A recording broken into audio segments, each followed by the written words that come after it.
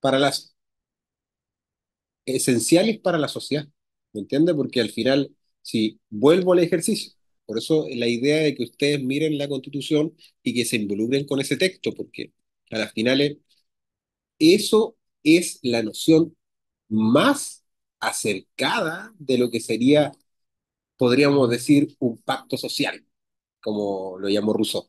Porque al final, ¿dónde está el pacto social acá? Pues la Constitución. Por eso yo les decía que acá, digamos, en el lado izquierdo de donde ustedes me estén viendo, donde aparecen las bases de la institucionalidad, donde aparecen acá la nacionalidad y la ciudadanía, los derechos y deberes constitucionales, el gobierno, el Congreso, el Poder Judicial, el Ministerio Público, el Tribunal Constitucional, el Servicio Electoral, la Contraloría, las Fuerzas Armadas, todo esto se supone que son las bases esenciales de la sociedad.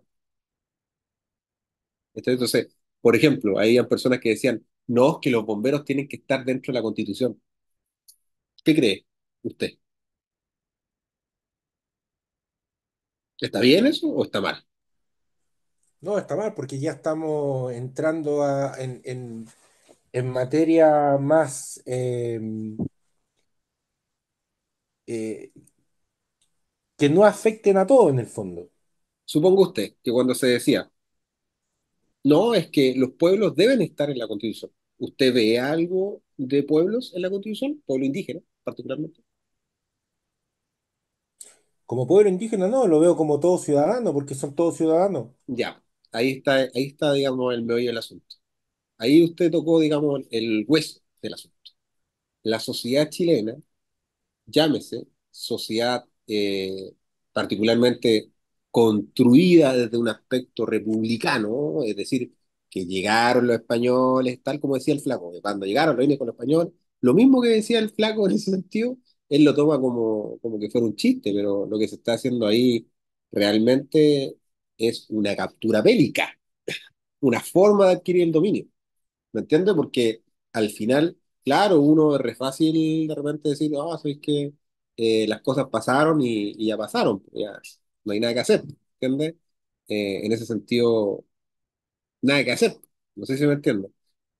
Pero si nosotros nos remontamos a esa época, necesariamente se violaron derechos humanos. Y claro, no existían en esa época, digamos, instaurados, pero se violaron derechos humanos, se capturó bélica, se obtuvieron bienes, esas familias que son las familias republicanas, las familias básicamente de las primeras juntas de gobierno, siguen estando, digamos, arriba, ¿me entiendes? Entonces, a eso me refiero, que las élites políticas constituyen un factor predominante en este juego político, porque son las que generan las reglas, ¿ya? Y estas reglas que vemos en esta constitución fueron reglas que no las escribimos nosotros, o usted escribió que el Congreso Nacional fuera de esa forma, y no unicameral como se quería. Tiene dos cámaras el Congreso Nacional. ¿Me entiendo, no? Entonces, a eso voy yo con el tema del derecho político, de lo que ustedes están viendo esencialmente. Ustedes tienen que entender que la política en realidad es una forma en que nosotros podemos tomar decisiones en torno a factores relevantes de la sociedad.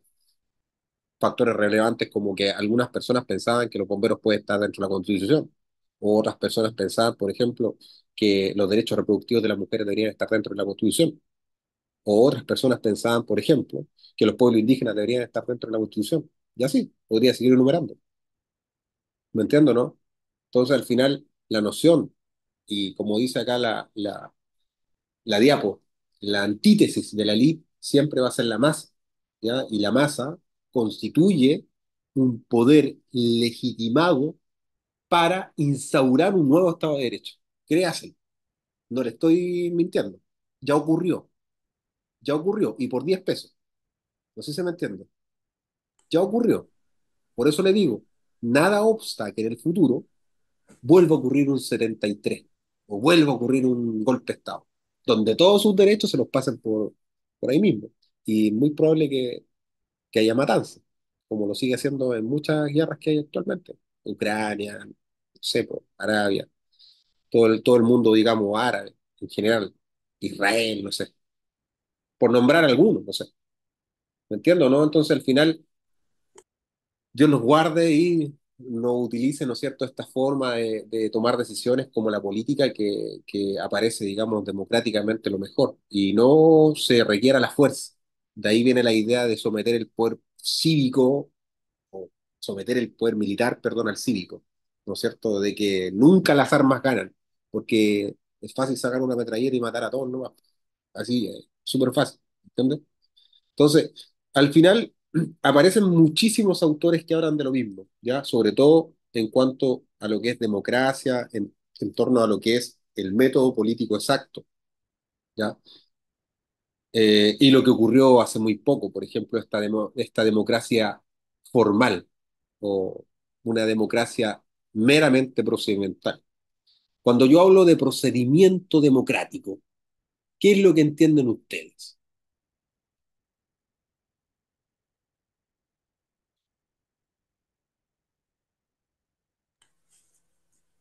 Pasos que nos llevan a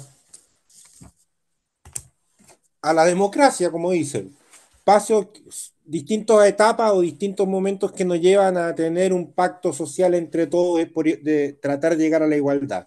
Ya, y cuando hubo el proceso constituyente, ese paso que hizo usted, ¿fue formal, como dice usted, pasos, o hubo algo del elemento finalista o de contenido? ¿Qué cree usted? ¿Que la democracia son reglas solamente para decir quién manda y ya? ¿O la democracia tiene un contenido? La democracia deberían ser acuerdos, que ¿Pero tiene, obviamente pero tiene un contenido? Esa es la pregunta. Si está bien que tú me digas que son acuerdos, si a lo que me refiero yo, mira, de forma procedimental podemos decir que la democracia es elecciones periódicas, ¿no es cierto?, a través de las cuales se eligen sus representantes, ¿no es cierto?, a través del sufragio universal, va uno y vota. Pero ese voto tuyo tiene un fin. ¿Cuál es tu fin? Tú como persona. Expresar tu opinión. ¿Cachai? O sea, tú quieres decir, ¿sabéis qué? Yo pienso esto. Y ese es el contenido de la democracia. ¿Ya? Cuando ustedes le preguntan por contenido, en definitiva, es la idea que ustedes quieren plasmar hacia el otro. Porque al final, si fuera un mero procedimiento, ya voy a votar nomás. No, no me interesa quién salga. Es como algo por cumplir. No sé si me entienden. Y eso pasó mucho en, en Norberto Bobbio, que es un autor que ustedes le están pasando ahí, que él habla de eso, de la democracia procedimental o de la democracia finalista, ¿no? Y en definitiva, el finalismo está en estricto rigor vinculado con el contenido mismo de la democracia. La democracia no es un conjunto de reglas que regulan el proceso político, ¿no? Sino que además tiene una intención, una finalidad, que en algún momento político fue, por ejemplo, en Chile en los 90 volver, ¿no es cierto?, a la idea de que cada ciudadano, de que cada persona, ¿no es cierto?, se le debe respetar los derechos y no se le puede raptar y matar, ¿me entiende? Porque en ese tiempo, si usted pensaba diferente, lo matan. Imagínese usted andar con una bandera ahí en la calle. No, no, es que los derechos de LGTB son respetables, que existen personas que no son hombres y que pueden ser mujeres. ¿A dónde lo matan? ¿Entiendes? Entonces, a eso me refiero yo, que el contenido del proceso político sea respetado. ¿Y cómo? A través de los derechos fundamentales. El contenido de la democracia sobre el respeto de los derechos fundamentales. Y se traduce en eso, más que nada. ¿Me entiendes? Eso es lo que tiene que entender. Y ahí ustedes entran al tema de la fase de la política, que claramente es definido a través de un autor, ¿no? Ese autor que aparece ahí, él trajo esa idea, ¿no? La generación democrática de los gobernantes y la generación no democrática de los gobernantes. Para ustedes, ¿quién es Augusto Pinochet Ugarte? Necesariamente tenemos que tocar estos temas acá, así que no se extraigan, no obvien sus opiniones. Si para alguien fue bueno, digan. Si para alguien fue malo, digan. Aquí no se va a juzgar nada. La idea es no juzgar.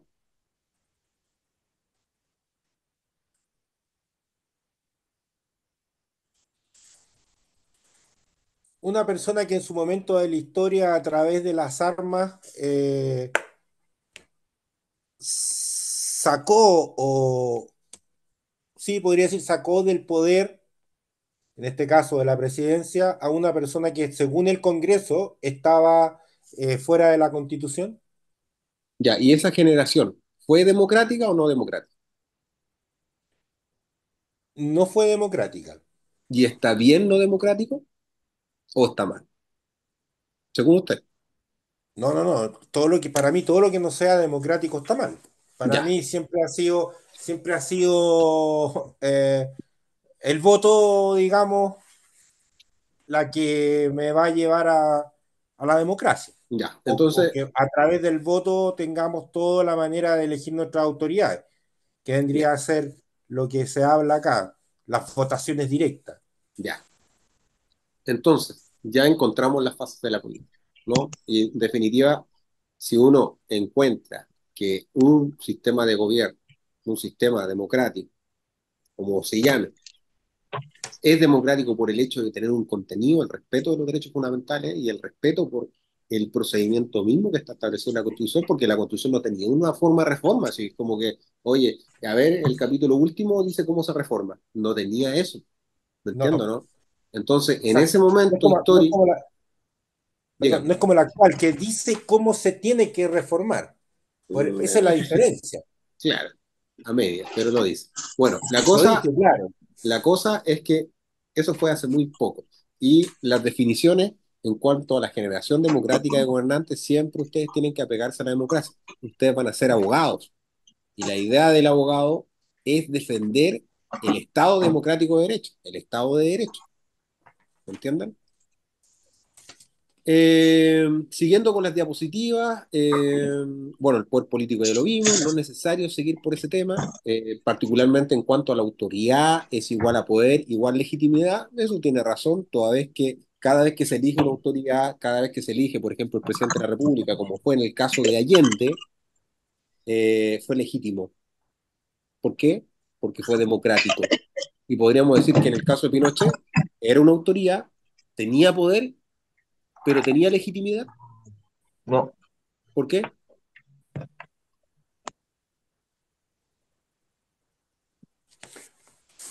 Porque no fue elegido constitucionalmente. Ya, pero la gente no dijo nada después, pues. Sí, de hecho, cuando les pasaron la Constitución del 80 la aprobaron. Y eso no es legitimar. ¿Qué hablamos de la legitimación tácita? Claro, la Es tácita una forma de legitimación. Entonces, es la forma. podríamos concluir que el gobierno de Augusto Pinochet Ugarte fue legítimo, Claro, claro.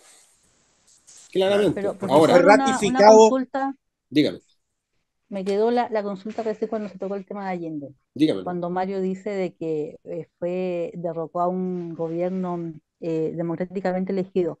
Me queda la duda ahí porque si no estoy equivocada, ese Ujú. gobierno llegó al poder por la fe de un acuerdo del estatuto, porque en ese tiempo todavía no está el 50+1, ¿cierto? Creo que él tiene un tercio de los votos. Entonces, tan democrático tampoco fue su elección, po, Pero porque no fue, él por haber firmado el acuerdo, pero podemos concluir que no fue a través llegó, del arma. Ya eso ya, ya eso es ya, democrático, ¿no? O sea, pero es que ahí ya, se puede llamar democrático igual, por lo ya, que estamos está viendo bien, no, en las definiciones, digamos. estamos claros, ya. pero también podríamos decir, porque yo digo que fue el electo, ¿cierto? Eh, porque había una manera de elegir a un presidente Claro, sí. en Sí, a ese través de las momento. votaciones, sí, en ese contexto sí. Es el contexto para mí. Cuando uno dice democracia o no democracia, es que exista, como dice acá, el derecho, ¿cierto? El derecho y la política, ¿cierto? Que en el fondo que el derecho regula de alguna u otra manera a la política, Exacto. como por intermedio de la Constitución. O sea, ahora, bueno, ya antes no existía la Constitución. Y otra duda, cuando el Congreso con la Corte Suprema declaran ese gobierno inconstitucional, ¿deja Ya. de ser legítimo? ¿Sigue siendo democrático pero no legítimo? ¿Qué pasa en ese Aquí lapso de tiempo antes del ustedes, golpe de 73? ustedes tienen que ir siempre, siempre, Ahí está siempre, el siempre, punto. siempre, siempre tienen que ir a dos conceptos particulares que están atrás de la cosa. El primero tiene que ver necesariamente de quién es la soberanía, quién ejerce soberanía en Chile. según la Constitución la que está vigente. Por lo menos la que está vigente dice que la soberanía reside ¿dónde? ¿Dónde reside? Del Estado, podría ser el mismo presidente. Ya, si leen el artículo quinto nuevamente, dice, la soberanía reside esencialmente en la nación. Y por tanto, la forma de hacer gobierno en Chile, básicamente la forma de elegir a las personas, a las autoridades, es a través del proceso democrático, que son las elecciones y el plebiscito. Por tanto, la soberanía siempre reside en la nación, un ente distinto a lo que decía Rousseau, porque Rousseau decía que la soberanía residía en el pueblo y por tanto las personas tenían el poder no solamente para sacar a la autoridad, para sacar a Allende, a eso me refiero, sino que además tenían y debían las Fuerzas Armadas sacarlo, porque la soberanía reside en el pueblo. Entonces, cuando se dice acá en el artículo quinto, que fue claramente reformado, ahí al lado, bueno, no están viendo, a ver, lo voy a compartir. Aquí al ladito dice claramente ahí, Constitución Política de la República, aquí aparece 24 del 10 de 1980, y aquí también. Esa fue reformado ahí, ¿no? Y aquí incluso se le incluyó la ley 18.825 del 17 de agosto de 1989, incluye este inciso que antes no existía. Antes, imagínense ustedes que antes del 80, antes del 89, era esto, ¿no? Esto, y esto no existía. Y el Pinochet, Ugarte, esto que proviene necesariamente del Pacto de Derechos Civiles y Políticos, que data anterior al 80, el Pinocho lo ratifica recién en el 89. Eso quiere decir que pasaron mucho tiempo sin respetarse los derechos humanos en Chile. Y solamente se respetaron el 17 de agosto de 1989. Qué curioso, qué curioso. Yo se los digo en el sentido curioso de la palabra, porque si esto había sido aprobado mucho antes, ¿por qué en Chile no se ratificó? No se hizo ley antes. Bueno, precisamente porque si lo hacían ley, claramente su gobierno no iba a ser legítimo, iba a perder la legitimidad que precisamente le había dado el pueblo a través de esta aprobación, de este plan de gobierno, de esta fase arquitectónica, como se dice, y que en definitiva dijeron, ok, pasemos, se legitima, ¿no? Se hizo lo necesario, se mató gente, pero eso era por la nación, ¿no? Eso era por la nación. No podemos, digamos, echarnos atrás en ese sentido. Que Allende estaba haciendo Casi, mal, casi profe, o casi maquiavélico. que Allende estaba Como, haciendo como- mal o no estaba haciendo mal, esa es cuestión de otra discusión, porque, como les dije, acá solamente analizamos, por lo menos, el artículo quinto, que la soberanía reside esencialmente en la nación. Y por tanto, si yo elegí a un presidente de la República de la manera que haya sido, como dice la compañera ahí, que fue, por ejemplo, por ratificación del Congreso, eh, los congresistas son personas elegidas y aparece su decisión plenamente válida en torno al proceso democrático. Entonces, no habría diferencia. No sé si me entiende, porque al final, si usted le dio el mandato representativo a un senador o a un grupo de senadores para ratificar una elección popular que no tenía la mayoría, necesariamente está legitimando igual.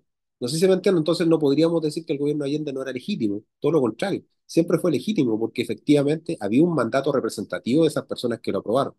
El tema particular acá radica, vuelvo al punto, en que en Chile la soberanía no reside en el pueblo, sino que en la nación. Y eso es importante porque si residiera en el pueblo, el mandato no sería representativo, sino que sería un mandato imperativo.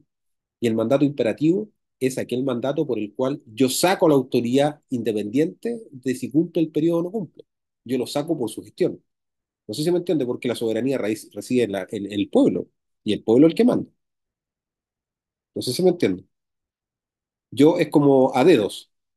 Usted lo saco, usted lo hizo bien, lo saco. Usted lo hizo bien, lo saco. Hay gente que cree que debería volverse a la soberanía popular. En cambio, la soberanía de la nación es diferente porque ahí uno elige un representante y necesariamente ejerce su soberanía a través de las votaciones y de los plebiscitos. No sé si tienen que entender ese concepto porque es importante a la hora de entender no solamente la historia de Chile, sino que la historia casi del mundo completo, porque si nos vamos hacia el pasado, la soberanía no existía en la nación, no existía en el pueblo, existía en el monarca, solo en el monarca. No sé si me entiende. Y podemos ir más para atrás. Si pudiéramos ir, no sé, suponga usted, a la época en que el hombre era prácticamente el lobo del hombre, la soberanía existía en cada persona nomás. Y cada persona se hacía justicia nomás. Se acabó. Si fuera así, ya se acabó, ¿no? Pues no es necesario, digamos, que se elijan representantes ni nada de eso. Entonces, al final es una forma de hacer política, ¿no? Este tema. Y si cambia la constitución a futuro y cambia ese concepto, vamos a cambiar una cuestión bastante basal. Por eso es importante discutir estos temas en cuanto al proceso constituyente que hubo, porque en definitiva ese artículo eh, era particularmente esencial y fue copiado y pegado en ambas constituciones. Yo particularmente lo estudié y fue así. No se cambió, porque se tenía miedo. Siempre se tuvo miedo de que la soberanía radicara en el pueblo, porque es muy, muy complejo.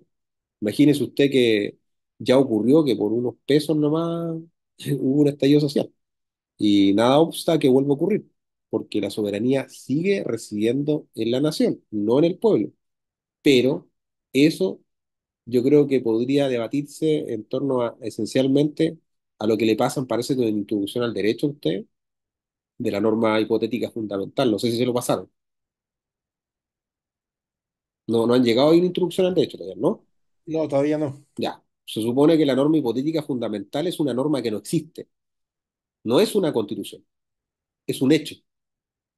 Por ejemplo, podríamos decir que la primera constitución no era una norma, era el hecho de la emancipación.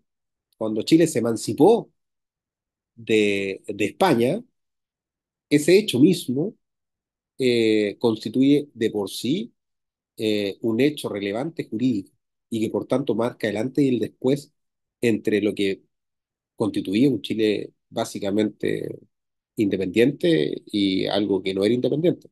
Entonces, por eso les digo que es interesante analizar esos aspectos. Pero volviendo al tema que nos convoca, en cuanto a las diapositivas, ahí está la generación democrática, y ya pasaron por todas las fases políticas, en cuanto al poder político ya se lo saben, eh, en cuanto a la legitimidad ya también lo vieron. Ya vieron la legitimación, la expresa, la tácita, la legitimación política y básicamente un acto del pueblo, que es como lo que estamos hablando en cuanto a necesariamente un plebiscito. Y la legitimación jurídica es que se da por un mandato de la ley, es decir, que el pueblo participa electoralmente a través de mecanismos que establece la propia Constitución, muy parecido a lo que hoy en día. Es como podríamos decir que así fue. Ahí está el plebiscito nacional del 80, ¿se fija? El presidente de la República, sí o no. ¿Se fija? Ahí se ve básicamente la Constitución del 80 como sí o no. Bueno, esto cambió y era apruebo o rechazo. Y de hecho volvió a cambiar, no me acuerdo cuál fue la última. No sé si era apruebo o rechazo, ¿qué era? No me acuerdo. ¿En contra o a favor? Algo así parece, ¿no? Sí, era en contra, a favor. Claro. Bueno, acá están las limitaciones del poder estatal. El poder estatal estaría, digamos, constituido, ¿no es cierto?, por la sociedad, digamos, ya saben que se transforma, digamos, en un ente diferente, ¿no? Esto es el Estado. Y esta dimensión política a su vez se vincula con la orientación que va a llevar a cabo esa autoridad, ¿no? Porque en definitiva la organización más perfecta que posee la sociedad va a ser el Estado. Es decir, no hay forma de entender que el Estado es lo más perfecto. Hoy en día, yo diría en continuo ya salida, porque la figura de Estado ya no sirve, porque existen muchas, ¿cómo decirlo? En Chile existen más de 50.000 etnias, no sé cuántas etnias indígenas. Existen caletas, muchas, y cada una tiene su forma de organización diferente. Entonces es contrario, digamos, a cualquier concepto que tengamos, por lo menos de organización, que se le apliquen normas de chilenos a personas que no son chilenas. Claramente no son chilenas. Los mapuches no son chilenos. No lo son. Y no lo van a hacer nunca. Y yo no digo que estoy a favor de los mapuches, ni que estoy en contra de ellos. Solamente estoy declarando una realidad. Y ellos se rigen, efectivamente, por leyes chilenas. ¿Por qué? Porque son parte del Estado chileno y son una sociedad estatal. Y eso tienen que entenderlo también ustedes. El Estado chileno es unitario y es uno solo. No hay dos estados chilenos. Sí puede haber un Estado plurinacional, pero no lo hubo en Chile. Un Estado constituido por múltiples naciones no lo hubo. No lo hubo. Lo hay en la realidad. Fácticamente es así, pero no jurídicamente. No es jurídicamente. Y así encontramos ejemplos como la Constitución de Ecuador, en que sí se declara que el pueblo ecuatoriano es no solamente es un pueblo plurinacional, sino que también podría decirse que está constituido por múltiples etnias y cada una reconocida y con procedimientos distintos. Creo que, supongo usted que parece que en un pueblo indígena el robo se castiga todavía, no sé si con linchamiento, con quema, no recuerdo muy bien, parece que la persona lo lincha si lo pillan robando y lo legislan a través de normas indígenas, no son normas ecuatorianas, digamos. No sé si me entiende. Lo mismo pasa con el Estado Plurinacional de Bolivia, donde lo más predominante en Bolivia son la clase obrera, prácticamente la clase pobre. Si bien es cierto, hay clase indígena, no es tanto como en Ecuador. En Ecuador hay mucho más, muchísimo más. Entonces, por eso el Estado ya ahí no dio abasto. No se puede regular a todo en un mismo embrollo, porque pasan estas cosas. Pasan que hay gente que no se siente chilena, pasa que hay gente que no se identifica con Chile y no sé si es lamentable o es favorable. Podríamos decir que es parte de la evolución. Podríamos decir perfectamente que se trató de contener un montón de creencias y todo lo que hablamos respecto a esto en una sola idea, que duró mucho tiempo bien, debo decirlo. Y otros mudaron a estados federalistas que ahí cada estado tiene sus propias normas. No sé si lo han visto ya, imagino que ya lo saben. Eh, Hay ejemplos paradigmáticos de esto, de Estados Unidos mismo. Usted va, no sé, a Texas y hay pena de muerte. Y va a otro estado y no hay pena de muerte. ¿Me entiendo, no?